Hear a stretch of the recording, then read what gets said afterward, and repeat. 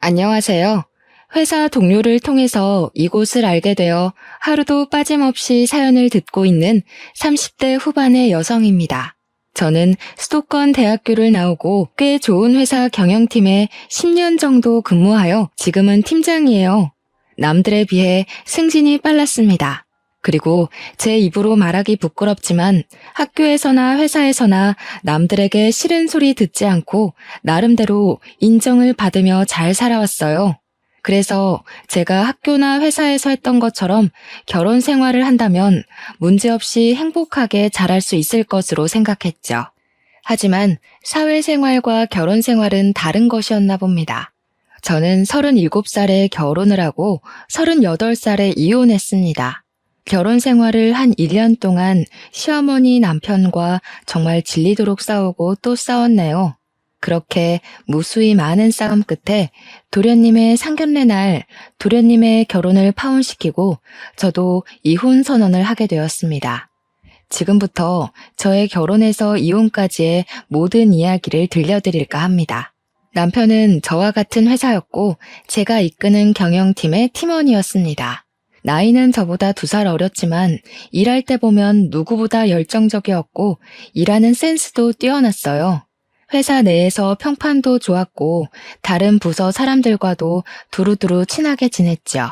저는 그런 남편을 보며 나이는 어리지만 대단한 사람이라고 느껴졌고 남편도 저에게 호감이 생겼는지 회사 일이 아닌 개인적으로 연락을 종종 하더라고요.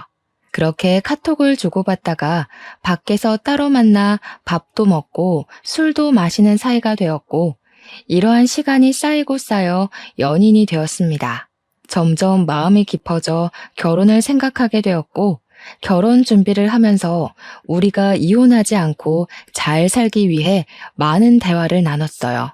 먼저 주변 사람들이나 이곳 사연을 들어보면 부부 사이에 금전적인 차이가 생겼을 때 주로 문제가 발생하더라고요. 그래서 우리는 금전적인 것은 항상 같이 하기로 했습니다. 결혼 준비도 정확히 반반 나눠서 했고 집도 남편과 제가 같이 장만하였죠. 예단도 넉넉하지는 않아도 섭섭하지는 않을 만큼 준비해서 시어머니께 드리기로 했습니다. 그리고 결혼 후에는 시댁과 친정의 용돈이나 경조사비도 똑같이 드리기로 했어요. 시댁과 친정 둘 다 아버지는 돌아가시고 어머니만 계신 상태인데 저희 쪽은 어머니가 떡집을 크게 하셔서 먹고 사는데 큰 지장은 없으시지만 시어머니는 딱히 일하시지 않고 형님과 남편 그리고 도련님이 매달 드리는 용돈만으로 생활하고 계시거든요. 남편은 이러한 상황을 이야기하며 시댁에 반드시 용돈을 매달 드려야 한다길래 그럼 저도 친정에 그만큼의 용돈을 드리겠다고 했고 남편 역시 이에 불만 없이 동의했습니다. 어떤 분들은 부부 사이에 너무 계산적이지 않냐고 생각하실지도 모르겠어요. 하지만 제 주변에서 시댁에는 용돈을 많이 드리고 친정에는 용돈을 적게 드리는 이유로 싸우다가 결국에는 이혼까지 하는 후배도 보았고 처음부터 확실히 이런 부분을 이야기하지 않고 참고만 살다가 나중에 서로에게 크게 상처 주는 부부도 봐서 일부러 돈에 관련돼서는 확실하게 정리를 하였습니다. 부부의 공동 생활비 역시 매달 동등하게 내고 남편도 저도 일을 하다 보니 집안일 또한 당번을 정해서 번갈아 가면서 하기로 했어요. 이렇게 우리는 결혼 전부터 부부 생활에 대해 많은 이야기를 나누고 최고의 합의점을 찾아 우리의 생활 규칙을 완벽히 정한 뒤에 결혼했습니다. 결혼식을 마치고 남편과 팔짱을 끼고 행진할 때 이 남자와 앞으로 살 날이 너무 기대되었고 설레었어요. 신혼여행을 가서도 남편과 저는 그저 행복했고 앞으로도 이렇게 우리는 함께 웃으며 잘 살 줄 알았습니다. 신혼여행 후 한국으로 돌아온 우리는 먼저 친정으로 향했습니다. 결혼식 전에 신혼여행을 마치면 친정에서 먼저 1박을 하고 시댁으로 넘어가 1박을 하기로 약속을 했었거든요. 이 부분은 시어머니와 친정엄마한테도 미리 말씀을 드린 상태였고 분명히 그때 두 분 다 알겠다고 하셨습니다. 그래서 계획한 대로 먼저 친정에 가서 인사를 드리고 같이 저녁을 먹고 있는데 시어머니한테 전화가 왔어요. 전화를 받아보니 오늘 신혼여행을 마치고 귀국하는 날인데 왜 집에 안 오냐고 하시길래 친정에서 먼저 1박을 하고 이바지 음식을 받아서 내일 시댁으로 갈 것이라고 얘기했죠. 그랬더니 시어머니께서 너희 마음대로 그렇게 정하면 어쩌냐고 하시더라고요. 저는 결혼식 전에 미리 말씀드렸고 어머니도 그때 알겠다고 하시지 않았냐고 했더니 그런 소리 들은 적 없다고 하시는 게 아니겠어요? 그러면서 원래 결혼하면 시댁에 먼저 와야 한다며 음식도 이미 다 해놨고 친정과 시댁이 멀지 않으니 바로 오라고 하셨습니다. 그런데 이미 친정의 짐도 다 푼 상태에서 밥을 먹고 있었는데 갑자기 어떻게 다시 갑니까? 그래서 시어머니께 죄송하지만 이미 말씀드린 부분이고 지금 시간도 늦었으니 내일 가겠다고 했습니다. 그러자 시어머니는 씩씩대며 그냥 전화 끊어버리셨어요. 기분이 찜찜하긴 했지만 그래도 내일 가서 남편과 제가 잘 말씀드리면 되겠지 싶어 따로 다시 전화를 드리지 않았습니다. 그리고 다음날 친정엄마가 준비해주신 이바지 음식을 받아서 시댁으로 향했어요. 시댁에 도착하니 시어머니 제게 뚱한 표정을 지으시며 이제야 왔냐고 하시더라고요. 원래 여자는 결혼하면 뭐든지 친정보다는 시댁이 먼저여야 하는데 어떻게 신혼여행 후에 시댁에 먼저 올 생각을 안 하고 친정부터 가니? 앞으로는 그런 식으로 하면 안 된다. 이제 너는 이 집 사람이니 죽어서도 이 집 귀신이 되어야 해. 에이, 우리 엄마가 왜 이러실까? 지금이 무슨 조선시대도 아니고 무슨 시댁이 먼저야. 엄마, 요새 그런 말 하면 큰일 나. 꼰대 소리 듣는다고요. 요새는 시댁도 처가댁도 공평하게 해야 해. 무슨 말도 안 되는 소리를. 네가 지금 우리 현수보다 나이 많고 팀장이라고 현수 조종해서 시댁을 얼렁뚱땅 넘어갈 생각하지 마라. 알겠니? 네가 나이가 많아도 그래도 현수는 너의 남편이야. 너네 집의 가장이라고. 엄마, 나보다 우리 와이프가 돈 더 잘 벌어. 우리 집의 실질적인 가장은 미진이 누나라고. 이게 아주 큰일 날 소리를 하고 있네. 안 사람한테 누나가 뭐니 누나가. 이제는 안 사람이라고 불러. 그리고 너네 집의 가장은 너야. 네가 돈을 더 적게 벌어도 그래도 넌 이 집의 장남이자 가장이라고. 그리고 미진이 너도 이제 현수라고 하지 말고 꼬박꼬박 현수 씨라고 존칭 써. 남편은 시댁이 우선시 되어야 한다는 시어머니의 발언에 열심히 제 편에서 말을 하려 했지만 시어머니는 꿈쩍도 안 하고 오히려 분위기가 더 안 좋아졌어요. 솔직히 시어머니의 말이 달갑게 들리지도 않았고 평소 같았으면 조목조목 따지고 대판 싸웠겠지만 결혼 후 처음으로 시댁에 오는 자리이고 남편도 열심히 노력하는 것이 보여서 그냥 가만히 있었습니다. 그 뒤로도 시어머니는 이바지 음식을 직접 만들어 와야지 업체에다가 사는 게 어딨냐면서 뭐라고 하셨어요. 친정엄마가 떡집 때문에 바쁘셔서 직접 요리를 못 하시긴 했지만 이바지 음식으로 유명한 업체에다가 비싼 돈 들여서 일부러 준비해 주셨거든요. 그런데 그런 음식을 가지고 뭐라고 하시니 기분이 많이 상했습니다. 그래도 남편이 중간에서 시어머니의 말을 잘 막아줘서 그냥 꾹 참으며 아주 불편하게 시댁에서의 첫날 밤을 보냈습니다. 우리는 모든 일정을 무사히 마치고 다시 일상으로 돌아왔어요. 저와 남편은 결혼 전에 약속한 대로 공동 생활비도 동등하게 내고 집안일도 같이 하며 나름 즐겁게 생활하고 있었습니다. 그렇게 한 달 정도 후 시댁과 친정 식구들을 모시고 집들이 하기로 하고 먼저 시댁 식구들을 초대했습니다.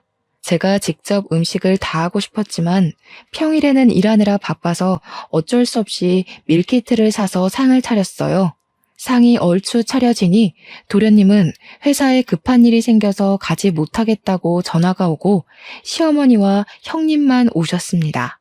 시어머니는 집을 둘러보시다가 부엌에 있던 밀키트 포장지를 보시고서는 사람을 초대했으면 직접 음식을 만들어야지 무슨 밀키트를 쓰냐며 뭐라고 하셨어요. 형님은 요새는 밀키트도 잘 나오고 무엇보다 회사 다니느라 바쁜 사람인데 어떻게 장보고 음식을 만드냐고 하며 제 편을 들어주시더라고요. 하지만 시어머니는 나는 젊을 때 애도 보고 어른도 모시고 요리도 직접 다 해다가 먹었는데 그게 그렇게 어렵냐며 뭐라고 하셨습니다. 그리고서는 일단 배고프니 밥을 먹자고 하는데 정말 국물 하나 남기지 않고 싹싹 긁어 드시더라고요. 식사를 마치고 뒷정리를 하는데 원래 오늘 설거지 당번이 남편이었으나 집들이 때는 혼자서는 힘들 것 같아 같이 하기로 했습니다. 그래서 저는 그릇을 옮기고 남편이 설거지를 먼저 시작하려고 고무장갑을 끼고 있었어요. 현수야, 너 지금 이게 뭐 하는 짓이야? 네가 지금 설거지를 한다고? 네 마누라가 있는데 네가 왜 설거지를 해? 엄마, 당연히 우리 집이니까 내가 설거지 해야지. 그리고 오늘은 원래 내가 설거지 당번인 날이야. 뭐? 설거지 당번? 원래 돈 버는 남자는 설거지 하는 거 아니야. 얼른 고무장갑 벗어. 그리고 미진이 네가 해, 네가. 어머니, 제가 집에서 노는 사람도 아니고 저도 현수랑 똑같은 회사에서 일하는데 현수는 왜 설거지를 하면 안 되고 제가 다 해야 해요? 우리 집인데 당연히 우리 같이 설거지 해야 하는 거 아닌가요? 이게 지금 어디서 말대꾸야? 원래 설거지는 당연히 며느리가 하는 거다. 며느리가. 얼른 네가 해. 그리고 지금 나이 많다고 유세니? 네 남편한테 현수가 뭐니 현수가? 현수 씨라고 불러. 아, 엄마 도대체 왜 그래? 그냥 가서 누나랑 앉아서 과일이나 먹고 있어. 내가 하고 싶어서 한다고 내가. 아, 누나, 얼른 엄마 좀 데리고 가. 시어머니는 형님의 손에 이끌려 부엌에서 나갔어요. 저와 남편 둘이 같이 설거지 하는데 생각하면 할수록 시어머니의 말이 너무 화가 나더라고요.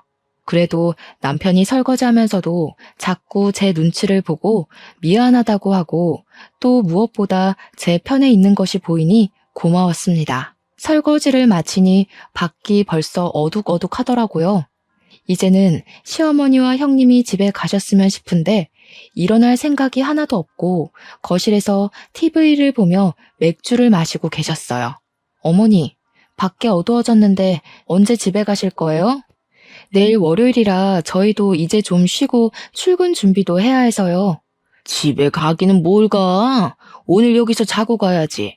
설마 집들이에 초대해놓고 잠도 안 재워주고 보내려고?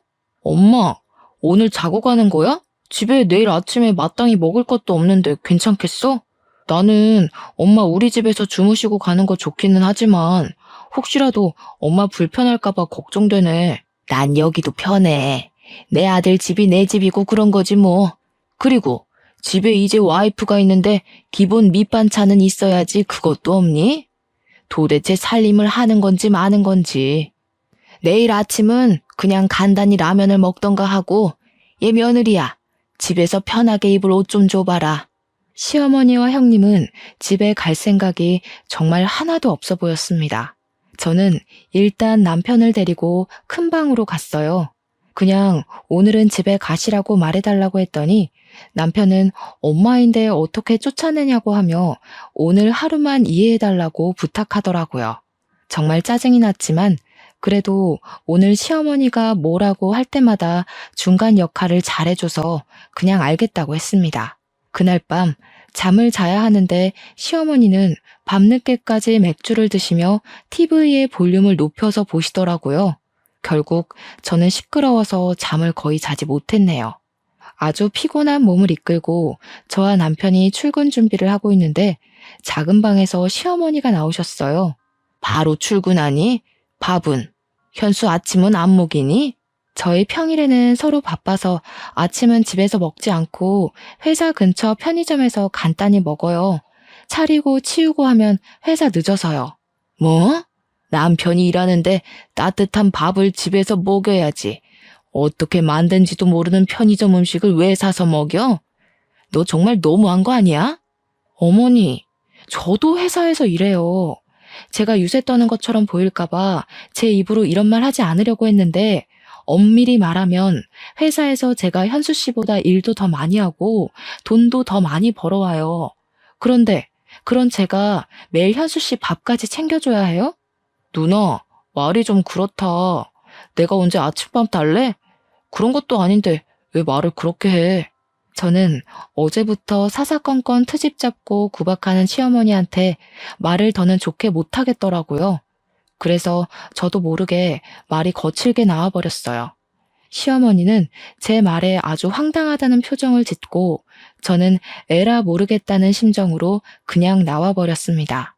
잠시 뒤 남편도 나오고 우리는 같이 차에 타서 회사로 향했어요.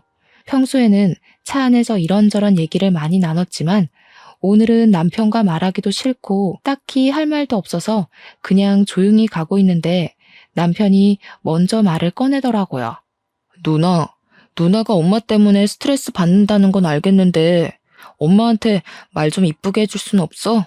엄마가 옛날 사고방식을 가지고 있기도 하고 솔직히 엄마 세대들은 당연히 그런 줄 알고 살아왔잖아. 내가 평소에 잘할 테니까 엄마 앞에서만 엄마 뜻에 따르면서 생활하자. 나 우리 엄마랑 누나랑 이렇게 싸우는 거 너무 싫어. 나랑 어머니랑 싸우는 게 다 내 잘못이니? 그리고 너 어머니 아들이기도 하지만 나와 가정을 이룬 부부이기도 해. 그동안은 어머니 아들로 설거지 한 번도 안 하고 살아왔을지 몰라도 이제는 바뀌었다고. 게다가 어머니 앞에서는 설거지고 집안일이고 다 내 차지면 우리가 결혼 전에 그렇게 오랜 시간 대화를 나누며 정했던 우리 부부의 생활 규칙은 뭐가 되니? 이 규칙만은 절대 깨지 말자고 다짐하고 또 다짐했는데 어머니 때문에 1년도 못 가서 이렇게 깨진다는 게 말이 돼?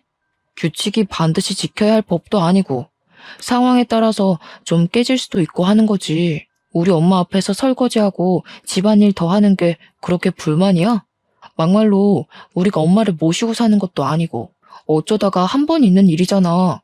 그런데 꼭 그렇게 한마디도 지지 않고 따져야 속이 시원해? 나 솔직히 설거지 더 할 수 있고 집안일도 더 할 수 있어. 그런데 나는 설거지 횟수, 집안일의 비중 때문에 화가 나는 게 아니라 너와 내가 동등하게 같이 일해서 돈을 버는데 나는 며느리니까 아침밥도 차리고 설거지도 해야 하고 너는 남편이니까 아침밥 얻어먹어야 하고 설거지는 하면 안 된다고 하는 어머니의 마인드가 너무 싫어. 그리고 어머니는 그렇게 생각하실지 몰라도 그런 생각을 나에게 강요하시는 것도 너무 싫다고. 그냥 대충 네네 하고 좋게 넘어갈 수는 없어? 우리가 결혼 생활하면 엄마가 돌아가시기 전까지는 계속 이런 일로 누나랑 엄마랑 다퉈야 할 텐데 그냥 융통성 있게 넘어갈 수도 있잖아. 안 그래? 그렇게 한 번, 두 번 대충 네네 하고 넘어가면 당장은 조용하겠지. 그런데 과연 우리가 진짜 행복하게 살 수 있을까? 너야 편하겠지만 나는 절대 그리 못해. 그리고 내 성격상 분명히 언젠간 크게 폭발하고 말 거야. 그래서 애초에 그러기 전에 제대로 짚고 넘어가자는 거야. 남편과 저는 서로의 생각의 차를 좁히지 못한 채 회사에 도착했고 바로 일을 시작했습니다. 그날은 거래처가 오전부터 방문해서 회의실에서 미팅하고 있는데 시어머니한테 전화가 왔어요. 하지만 제가 도무지 전화를 받을 수 없는 상황이라 무시했죠. 그렇게 1시간 정도 지난 후 무사히 미팅을 마치고 사무실로 가니 사장님이 저를 부르시더라고요. 제가 회의실에 있는 동안 제 자리에 전화가 쉬지 않고 계속 울려서 사장님이 받아보니 제 시어머니셨대요. 그런데 시어머니가 화가 단단히 나 계셨다면서 집에 무슨 일 있냐고 물으셨습니다. 저는 별일 아니라고 했더니 사장님은 집안일을 회사로까지 끌어들이지 말라며 한 소리 들었네요. 저는 일단 시어머니한테 전화를 걸었어요. 너는 내가 전화를 그렇게 했는데 안 받고 도대체 뭐 하니? 아무튼 그건 그렇고 너는 도대체 여자가 돼서 살림을 하는 거야 마는 거야? 아주 냉장고는 텅텅 비어있지 방은 개판이지. 서랍도 아주 엉망진창이더라. 뭐 있는 게 하나도 없다 하나도. 도대체 우리 현수 밥은 제대로 챙겨주는 것인지 현수 아내로서 한 일이 뭐가 있어? 어머니, 겨우 그거 따지시려고 그렇게 전화하신 거예요? 그리고 우리 집이 그렇게 엉망진창이면 그냥 집에 가시면 되잖아요. 아니 왜 집에 계셔서 그렇게 스트레스를 받으세요? 겨우? 현수 먹는 것인데 제대로 챙겨야지. 안 그래도 너네 집 꼬락서니 보기 싫어서 지금 집에 간다. 우리 현수 굶기지 말고 잘 먹여라. 알겠니? 죄송하지만 저는 현수 씨의 엄마가 아니라 배우자입니다. 그리고 현수 씨가 아기도 아니고 제가 왜 밥을 먹여줘야 합니까? 어른인데 배고프면 알아서 먹겠죠. 그리고 지금 회사라서 더는 전화 못 받습니다. 회사로 더 전화하시면 어머님의 귀하신 아드님도 곤란해질 테니 그리 아세요. 저는 시어머니한테 하고 싶던 말 다 하고 전화를 끊고 다시 일하려는데 남편과 같이 한 사무실에 있기 너무 불편하더라고요. 그 전날 잠도 못 잤고 일은 많고 시어머니는 난리를 치시는데 지금 생각해도 그날 무슨 정신으로 일을 했는지 모르겠네요. 그리고 시간이 흘러 그 주 주말이 되어 친정의 집들이 날이 되었습니다. 저는 이번에도 음식을 준비할 시간이 없어서 밀키트로 음식을 대신했어요. 저희 엄마는 시어머니와는 다르게 음식 준비하느라 고생 많았다고 하시며 제가 평소에 좋아하는 밑반찬을 한가득 챙겨오셨더라고요. 기분 좋게 식사를 마친 뒤 시어머니도 1박을 하고 갔으니 친정엄마도 1박을 하라고 이야기했어요. 그런데 남편의 표정이 좋지 않더라고요. 친정엄마는 남편의 눈치를 보다가 그냥 여기보다 집이 편하다며 집에 가버리셨답니다. 저는 남편에게 너무 서운했어요.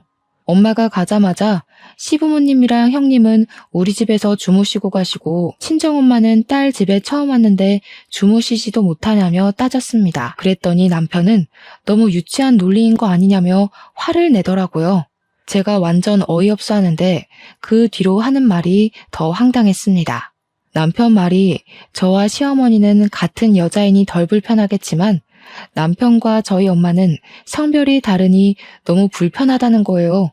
그래서 우리 엄마가 이 집에서 같이 자는 것은 안 된다는 이상한 논리를 펼치고 있더라고요.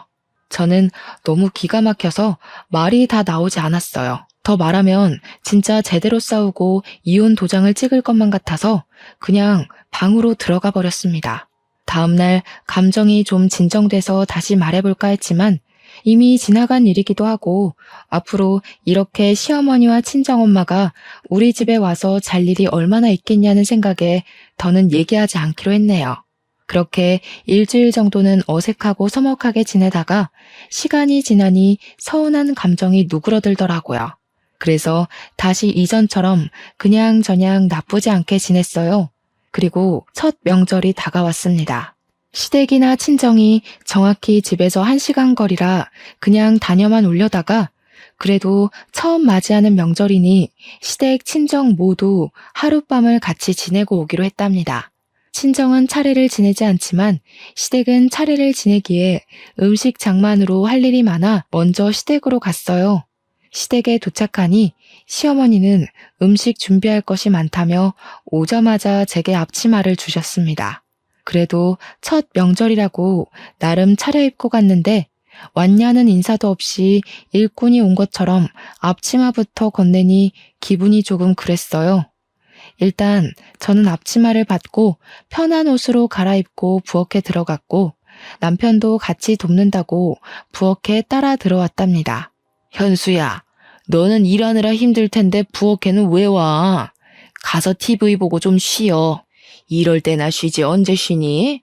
그리고 미진이는 여기 와서 전 좀 부쳐라. 어머니가 자꾸 잊으시는 것 같은데 저랑 현수랑 같은 회사, 같은 부서에서 일해요. 아시죠? 그래도 너는 팀장이니까 좀 자유롭잖아. 그리고 남편한테 현수가 뭐니 현수가. 현수 씨 아니면 여보라고 똑바로 지칭해라. 왜? 전 부치기 싫으니? 이깟 전 부치는 게 뭐 힘들면 얼마나 힘들다고 싫은 티를 팍팍 내? 나이 많다고 유세 부리는 것도 아니고 원래 차례상 음식 장만은 다 며느리들이 하는 거야. 친정에서 차례를 지내지를 않았으니 알 리가 있나? 시어머니는 남편과 제가 같이 일하는데 남편한테는 쉬라 그러고 저한테만 부침개 부치고 음식 장만을 하라고 하셨습니다. 남편도 자신이 부엌에 있으면 제가 곤란해질 것 같다며 도련님과 함께 거실에서 TV를 보고 과자를 먹고 놀고 있었어요.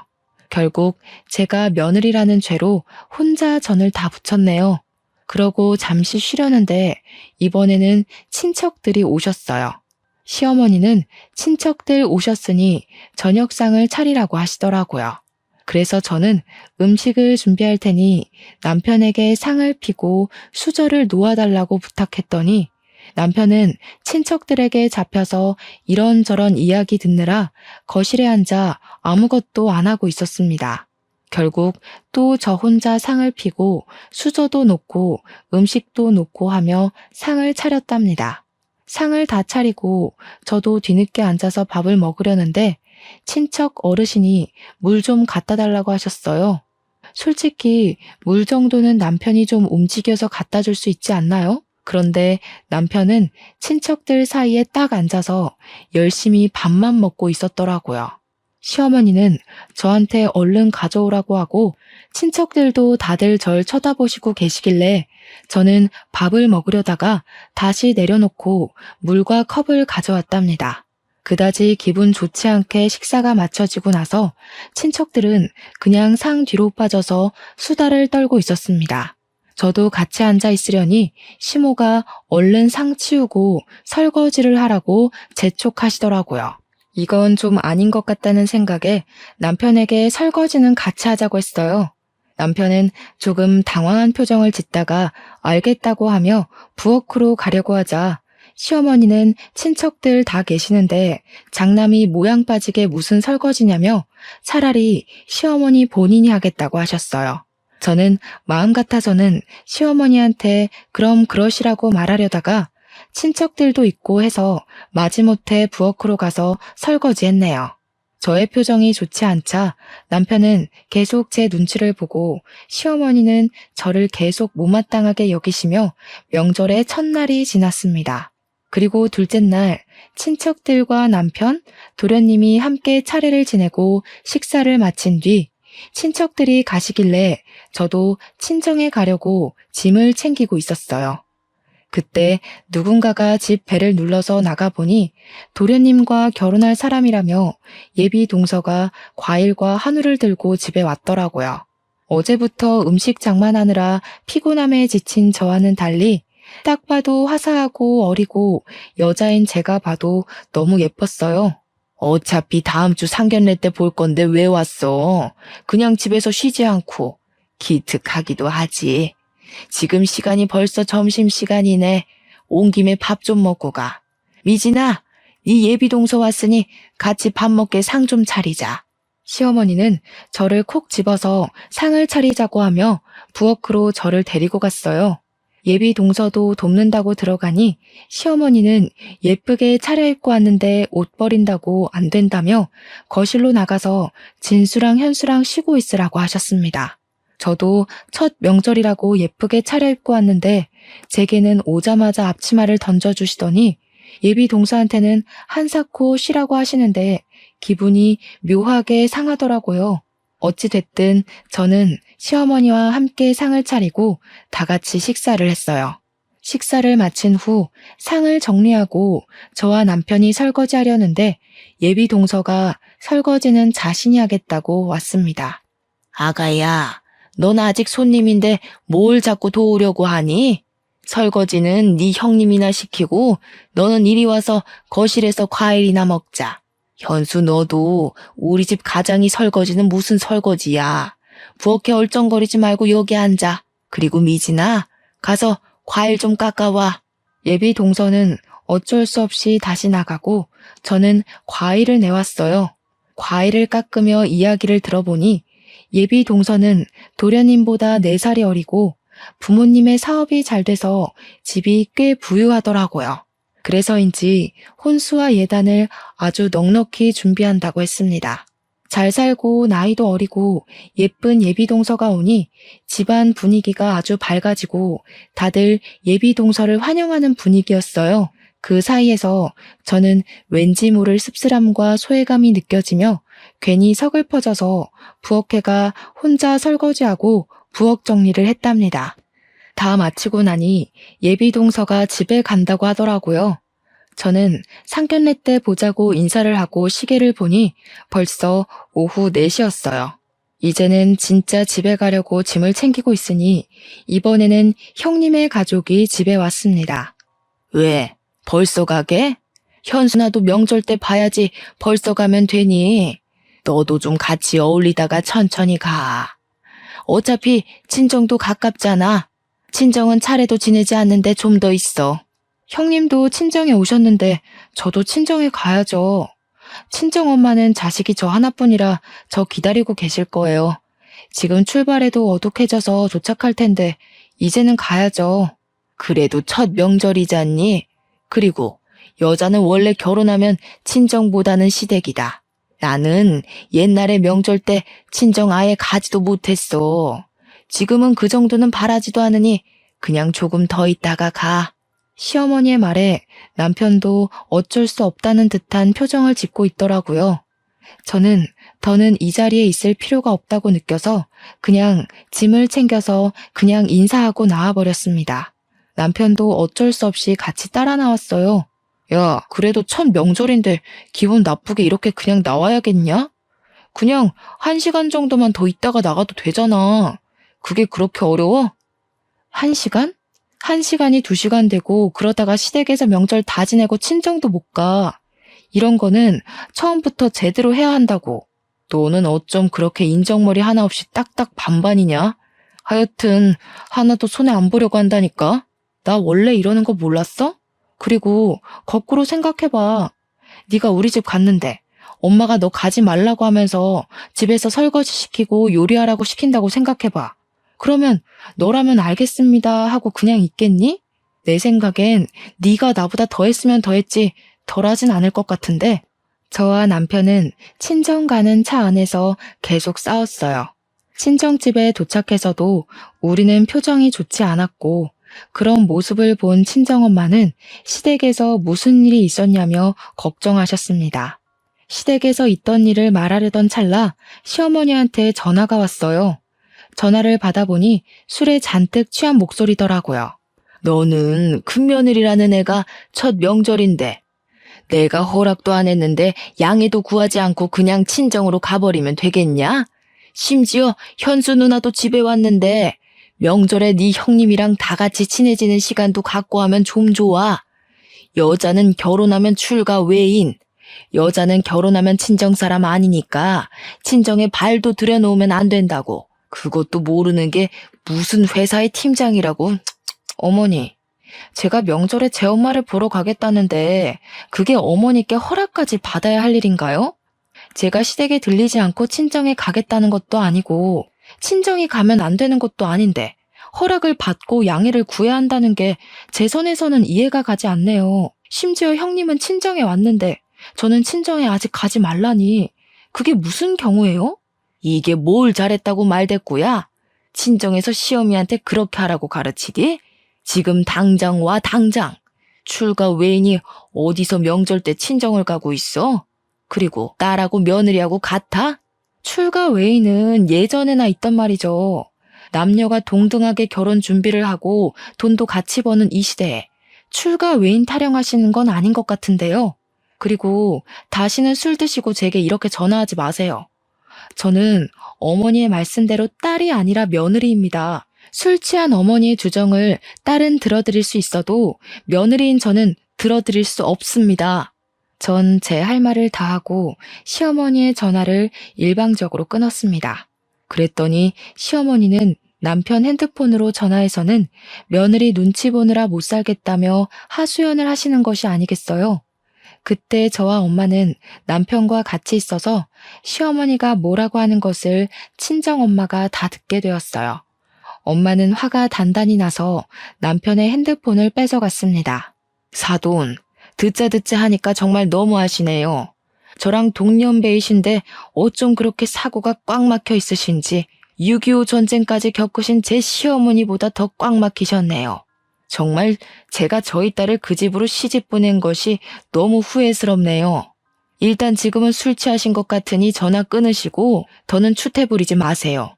아시겠어요? 엄마는 술 취한 시어머니한테 따끔하게 한 소리하고 그냥 전화를 끊어버리셨습니다. 바로 다시 시어머니의 전화가 계속 울리고 남편이 받으려 했지만 제가 지금 전화를 받으면 바로 이혼이라고 하니 전화를 받지 않았어요. 그렇게 살얼음판 같았던 명절이 지났답니다. 명절이 지나고 오랜만에 출근한 날 회사에서 일하는데 1층에서 시끄러운 소리가 들려 나가 보니 시어머니가 회사 문 앞에서 사람들과 싸우고 있더라고요. 가만히 들어보니 우리 아들과 며느리가 이 회사 경영팀에서 일하니 들어가겠다 하고 회사 사람들은 아무리 가족이라고 해도 이렇게 막무가내로 오시면 안 된다며 난동을 부리고 있었습니다. 저와 남편은 깜짝 놀라 1층으로 내려가자 시어머니가 왜 명절 때 전화를 받지 않느냐며 네가 그러고도 며느리냐고 하며 소리를 고래고래 지르시더라고요. 아무리 그래도 그렇지. 여기는 저와 남편이 일하는 회사입니다. 일단 가세요. 집에 가서 이야기해요. 이게 회사까지 쫓아올 만큼 중대한 일이에요? 당연하지. 며느리가 며느리 도리를 안 하는데 회사가 아니라 우주 끝까지라도 쫓아가야지. 2년이 일만 해와서 뭐 아무것도 모르는 것 같은데 오늘부터 퇴근하고 우리 집 와서 며느리 도리 좀 배워라. 이번 주에 진수 상견례도 있고 네가 그래도 맏며느리인데 진수 처한테 이것저것 알려주려면 너도 배워야 하지 않겠어? 엄마, 그만 좀 해. 회사에서 일하는데 이게 무슨 행패야? 제발 그냥 집에 가. 엄마 아들, 이 회사에서 잘리는 꼴 보고 싶어? 남편의 간곡한 부탁에 시어머니는 집으로 갔어요. 사무실로 들어가니 바로 사장님이 저와 남편을 부르셨고 제발 집안의 일을 회사에까지 끌고 오지 말라며 엄청나게 크게 혼이 났습니다. 안 그래도 그날은 연휴 끝난 후라 정신없는데 시어머니 때문에 더 정신없고 쪽팔려서 대충 급한 일만 마무리 짓고 저와 남편은 도망치듯이 퇴근을 했네요. 퇴근하며 남편은 내게 그냥 적당히 노인네 기분 좀 맞춰줄 순 없냐고 뭐라고 하고 저는 그런 남편의 말에 화가 나 크게 싸웠습니다. 그 뒤로 저는 시어머니의 전화를 받지 않고 남편과 대화도 하지 않으며 남남처럼 생활했네요. 그리고 도련님의 상견례 날이 왔어요. 예단 이야기가 나왔는데 예단비 2억에 고급 모피코트에 명품 가방을 준비한다고 하더라고요. 시어머니는 넉넉한 예단과 혼수에 너무 좋아했고 상견례장 분위기도 아주 화기애애했습니다. 이런저런 대화를 하다가 예비동생 어머니가 저한테 시어머니가 잘해주시냐고 물어보셨어요. 네, 잘해주세요. 며느리는 출가 외인이니 친정보다는 시댁이 먼저야 하고 명절 때도 형님은 친정에 왔지만 저는 친정에 가면 안 된다고 하시고 맞벌이여도 남편 밥은 챙겨야 하고 남편한테는 설거지도 시켜서는 안 된다고는 하지만 그래도 잘해주세요. 예, 너는 왜 그런 소리를 이 자리에서 하니? 내가 언제 그랬다고? 지금 농담하는 거지? 사돈, 우리 집 맏며느리가 원래 이렇게 장난을 잘 쳐요. 장난 아닌데요? 매번 그러셨잖아요. 동서도 저번에 명절 때 집에 못 가고 있는 거 다 봤죠? 설거지도 제 남편한테는 하나도 안 시키고 저 혼자 다 했던 것도 기억하시죠? 이 집으로 시집 오면 그게 동서의 미래 모습이에요. 이제 명절 때는 친정에 갈 생각 마시고 주야 장천 설거지만 하셔야 할 겁니다. 사돈, 아니에요. 설마 제가 그렇겠어요? 제가 맏며느리한테는 그래도 둘째 며느리한테는 안 그래요. 명절날 아주 칼같이 보내겠습니다.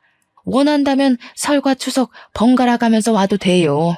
맏며느리는 일만 해서 뭘 잘 몰라서 제가 가르친다고 그런 거고 우리 둘째 며느리한테는 안 그럴 거예요. 저와는 다르게 둘째 며느리가 넉넉하게 예단과 혼수 준비해 가서 그러신가 보죠? 우리 시어머니는 예단으로 며느리를 차별하는 그런 분이셨네요. 저는 성격이 좋지 않아서 그런 차별 대우 받고서는 이 집 큰며느리로 못 있겠네요.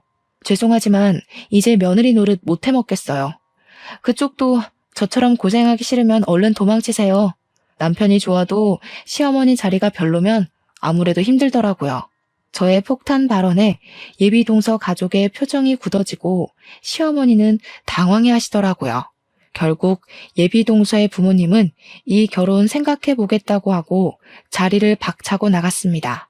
야, 너는 동생 상견례 자리에서 꼭 이렇게까지 해야 해? 진짜 독종이다 독종. 이혼하자 이혼해. 나야말로 바라던 바야. 어머니, 도무지 이 집에서 며느리 노릇 못하겠네요. 저는 며느리 자리 사표 내고 이혼하겠습니다. 이게 지금 얼마짜리 혼수랑 예단이었는데 네가 다 망쳤어. 이제 어쩔 거야? 어찌할 것이냐고. 얼른 따라가서 아니라고 말해. 아주머니, 내가 그동안 아주머니한테 당한 것들을 그대로 다 말한 것뿐인데 아니긴 뭐가 아닙니까? 저는 할 말 없습니다. 그럼 이제 갑니다.